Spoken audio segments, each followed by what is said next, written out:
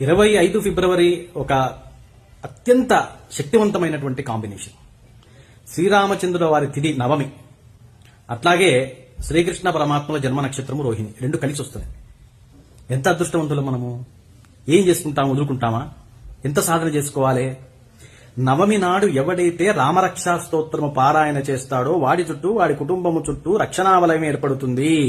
ఇక వాడినెవ్వడు ఏమీ చేయలేరు, ఏ దోషాలు వారిని ముట్టుకోవు, ఏ పాపము వారి దరి చేరదు, కార్యసిద్ధి జరిగి తీరుతుంది. అది రామరక్షా స్తోత్రం యొక్క గొప్పతనం. రోహిణీ నక్షత్రానికి అధిపతి శ్రీకృష్ణ పరమాత్మ. ఒకటే చెప్తున్నా వినండి, సంతాన గోపాల స్వామి స్తోత్రం ఎవరైతే చేస్తారో 9 సార్లు చేయండి. ఆ రోజు అద్భుతమైన సంతానము మీ సొంతమైతుంది. ఇప్పటికే సంతానం ఉంది, కానీ బాలారిష్టాలు ఉన్నాయి, బాగా హెల్త్ ప్రాబ్లమ్స్ వస్తున్నాయి, సంతాన గోపాల స్వామి చేయాలి. ఆల్రెడీ ప్రెగ్నెన్సీ వచ్చింది, ప్రెగ్నెన్సీలో ఇబ్బందులు వస్తున్నాయి, సంతాన గోపాల స్వామి చేయాలి. అద్భుతమైనటువంటి సంతానం. ఆ విధంగా చేయండి.